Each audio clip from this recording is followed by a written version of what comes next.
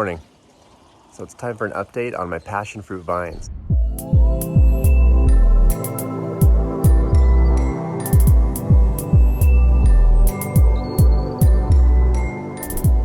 So I'm here in my chaos garden and I'm going to show you my passion fruit vines and show you how they're doing. So I have a couple different ones that I have. I have a few that I got as small plants, but I also have a few that I grew from seed. And I'm excited to see the difference and see if I can, if you grow them from seed, you're using breeding. You're allowing the plant to do genetic recombination. You're planting those seeds, which is the product of that. And sometimes you get some variation in the fruit.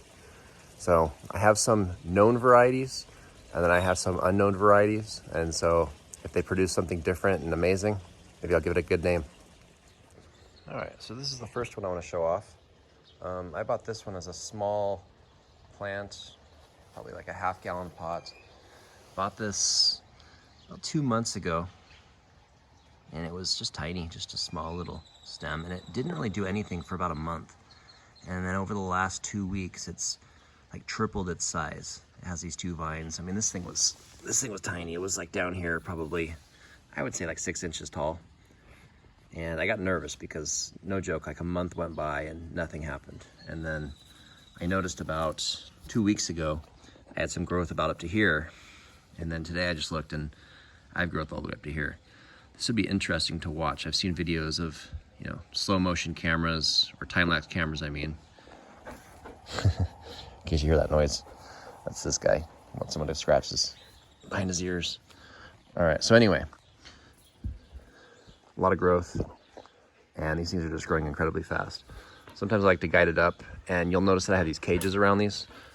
My dog is very curious and likes to nibble on pretty much anything, which I don't mind too much, but I really want these to grow. So here's another passion fruit vine. This one's much bigger. This one's doing really well. This is another one that I purchased recently. The idea is here, I want these to completely cover this tunnel, this gazebo tunnel that connects to this other gazebo. I think it's gonna look gorgeous. Right here I have a grape. This was a cutting I took off of my mother grapevine against the wall. You can probably barely see. Just check other videos if you're curious about grapes. So that's gonna cover this. But this is focused on passion fruit. I have another passion fruit on this wall. This one's getting pretty big too. This is another one that I purchased recently. So the idea here is I'm hoping this passion fruit will cover this entire trellis that I made. So I made this entire thing. I have another video where I calculated the cost. This cost me about 71 cents a foot. So I bought like 100 feet of this mesh at Tractor Supply for, I think it was on sale for like $50 for 100 feet. And so I pretty much surrounded my entire yard. Then I also added this little wire so that if it gets really long, which it probably will, I've heard these things, passion fruit vines can go for, I've heard 40, 50, even longer feet. So hopefully I can cover this entire thing. If not, I'm actually layering a vine. I'm doing some ground layering where I took one of the vines, buried it, allowed it to come up right here. Just checking to make sure the apical meristem's sticking out. So I'm hoping if that little piece roots, then I'll have like a backup vine here just in case something happens. I also wanted to mention, you might see this water bottle here full of soil. In case you're wondering what this is, and if you watched my other videos, you'll know that I do a few different techniques for cloning plants. And in this particular case, this is called air layering. And basically the idea here is you're gonna surround a stem, or a vine in this case, with soil. And you're gonna try to keep that soil moist. And what'll end up happening is the stem will start putting forth roots into that media. And then once it has a good root system, you can detach it from the mother plant, and then you have a rooted cutting. But this allows the roots to grow a little bit faster. I've done some experiments with cuttings and some experiments with layering, and this seems to work a little bit faster. So this is just an experiment, kind of comparing that ground layer to this air layer. Just curious which one will produce a better product. And I know it's not very scientific, it's 1 and 1. You probably have to do lots of each to figure out which one's best. Doesn't really matter. All right, here's another one. This is a cutting. It's growing really slow, but I mean, it has doubled in growth over the last 3 months. It was just a tiny little cutting down here, and now it's that long. So not very impressive. And I know it's partly because I'm keeping it covered. So when I first put it in here, it got super sun damaged. And so I planted a bunch of kale around it to kind of give it some shade, and it's actually doing a lot better now. So I'm thinking that I'm gonna allow it to grow into the sun since it struggled so bad. And I have a misting system in this area just to keep this little area tropical. I'm experimenting with different tropical ground covers to see how they'll do in the Arizona desert in this little microclimate I've created that's running about 40% humidity.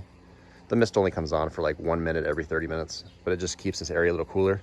It's also for my dog. My dog just want to make sure there's an area in the yard that's cooler.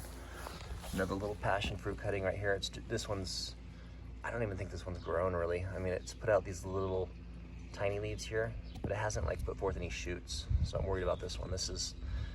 I did this about 3 months ago, so hasn't really done much. Got some moringa trees next to it. It's under the shade of these giant sunflowers, so I want them to try to just exist in their own microclimates. Here's another cutting. All right, this is a passion fruit that I've grown from seed.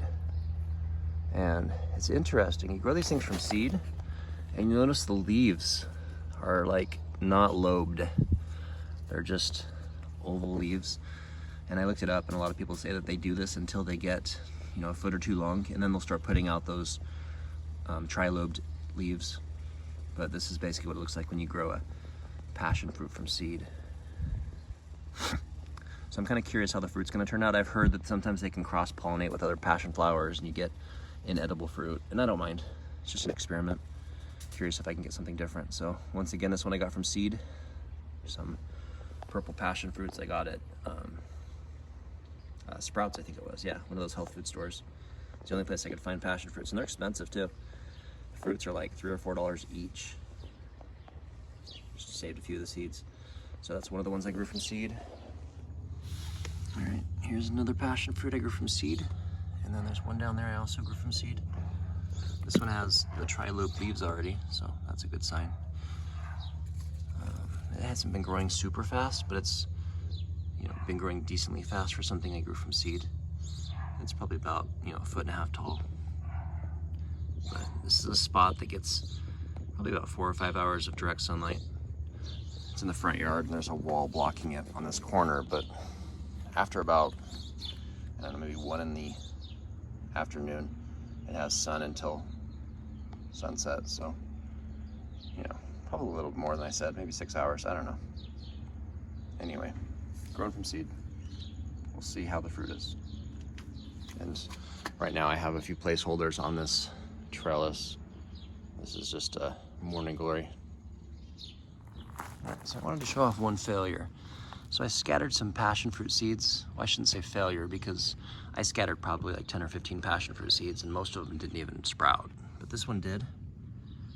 But it's just kind of not really doing anything. I mean, this thing's been here for, I don't know, 5 months, and it hasn't really changed in size. And you can see that there's some yellowing. I'm guessing there might be some insect root damage. I'm not really sure. But I'm just gonna let it sit here, and if it lives, it lives. If it dies, it dies. That's what we got. And then these are grape cuttings. Just stuck some pieces of grapevines in the ground, and they're turning into their own little vines here.